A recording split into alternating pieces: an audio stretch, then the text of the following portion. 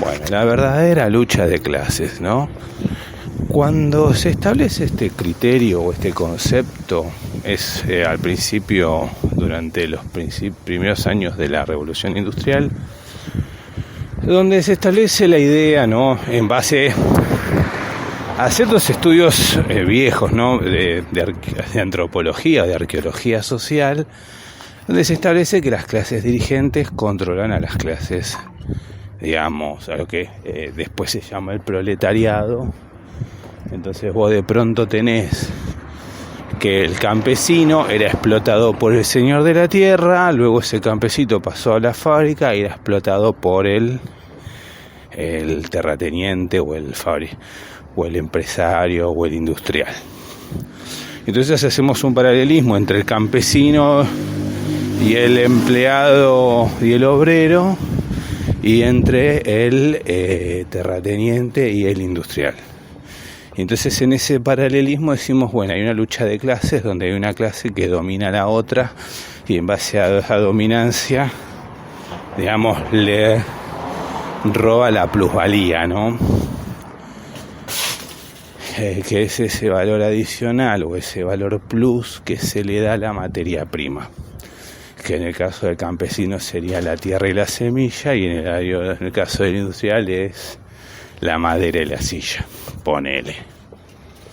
Entonces esa plusvalía es lo que el industrial, el empresario, le roba al obrero, que es lo que el señor feudal le robaba al campesino, y así podemos ir con la lucha de clases hasta el principio de la humanidad.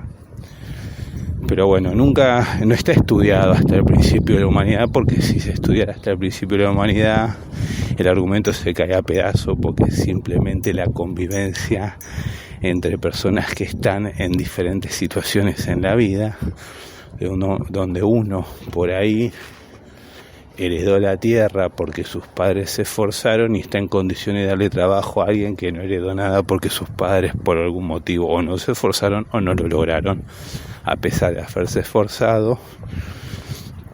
Y esto vendría a ser un criterio en el cual el que lo tiene más porque es más malo, y el otro tiene menos porque es menos malo o es bueno, porque después se va deformando así.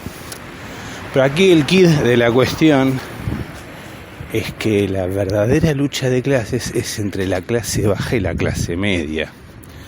La clase alta no participa de la lucha de clases. Y no participa porque no tiene por qué luchar, porque es el que pone la plata y paga los sueldos. Entonces él no pelea por un lugar. Está bien, es por eso que los políticos socialistas y los políticos comunistas, más allá de hablar de justicia social y de lucha de clases, siempre tienden a estar en la clase social más adinerada. ¿Por qué? Porque ellos entienden que la lucha social, la lucha de clases, lo entienden y lo saben perfectamente, es entre los giles, no entre los ricos. Entonces ellos rápidamente, cuando pueden, pasan al lado de los ricos para no tener que estar ensuciándose las manos en esa lucha estéril de clases. ¿Y por qué lucha estéril? Y es que lo que hay que entender, ¿por qué la clase baja tiene que entender que la lucha es con la clase media? Porque el rico, el industrial, el terrateniente, el político rico, el Estado, que es un monarca, le paga a la clase media de plata que le saca a la clase baja.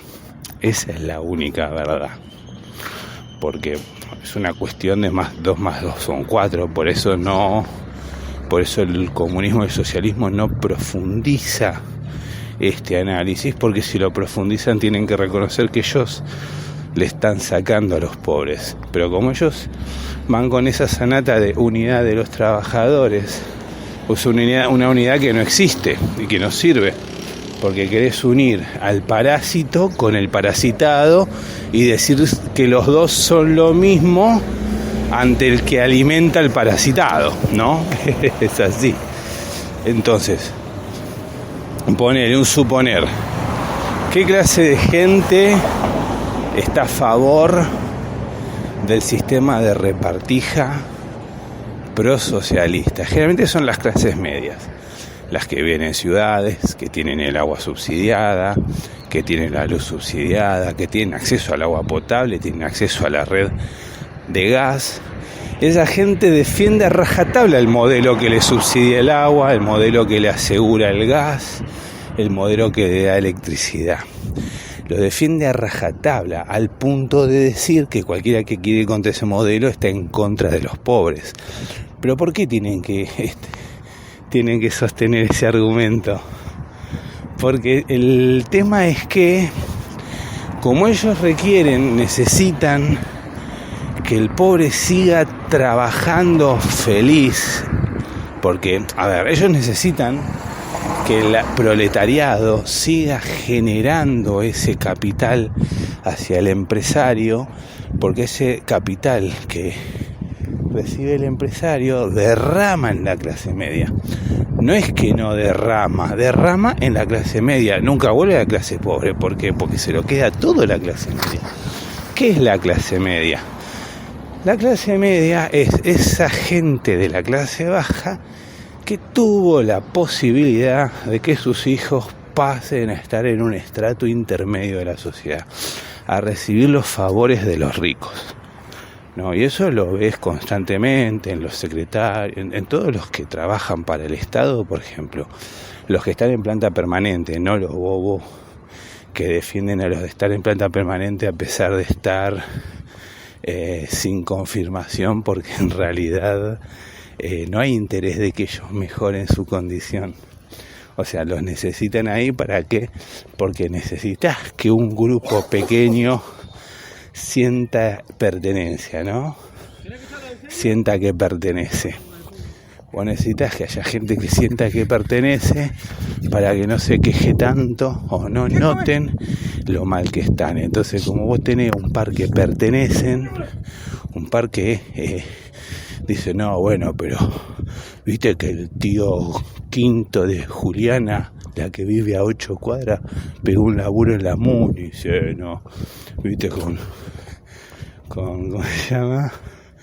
Con Mayra se puede, sí, viste, por lo menos uno de nosotros, y con esa sanata los mantienen contentos, los mantienen en los niveles más bajos posibles, y mientras tanto las clases medias reciben todos los favores. Pero, es un análisis muy sencillo. Vos tenés, por ejemplo, en el ejemplo del campo, vos tenés una persona que cosecha. Entonces, en esa cosecha tiene gente que le levanta la cosecha y la guarda en silos. Vos tenés 15 personas que te levantan la cosecha, pero para el silo necesitas solo 2 que te cuiden, que no te roben la mercadería que está en el silo. Entonces vos tenés a 15 que no necesitas pagarles mucho y a 2 que necesitas pagarles un poco más, porque son tu seguridad.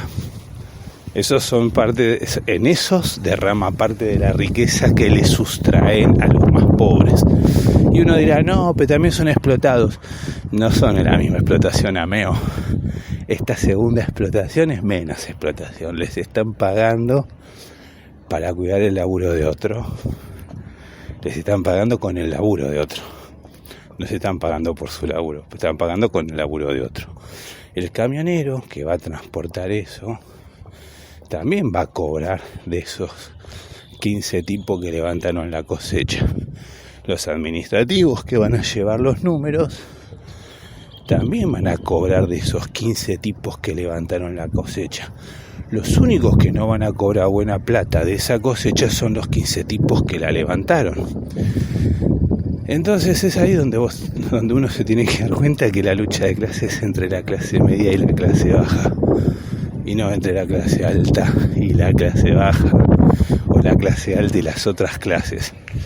Hay mucha gente de clase media que elige uno o 2 ricos como sus enemigos morales y sociales, como pasa en este caso que en Argentina con Galperín, en otro momento pasaba con Paolo Roca, pasa con Elon Musk. Hay 50 millonarios, de los cuales 40 son socialistas o comunistas, pero ellos se fijan en los dos que no son ni socialistas ni comunistas. Esos son los únicos millonarios malos. Cuando los interpelás te dicen que son todos, pero después siempre terminan hablando de los mismos dos. Y terminan hablando siempre de la misma gente, porque en realidad no están en contra de los ricos. Porque si los ricos no existieran, ellos no estarían bien. Porque claramente ellos requieren y necesitan de que los ricos derramen su fortuna en sueldos para ellos como empleados calificados. Entonces hay que entender que la lucha de clases no va entre ricos y pobres, sino que va entre pobres y clase media. Aparte no es ricos y pobres, porque la clase media no es pobre. Entonces hay toda una mentira en esa construcción y se entiende porque vos de pronto tenés que un tipo labura, aporta como un salame toda su vida y se muere a los 50 o a los 55.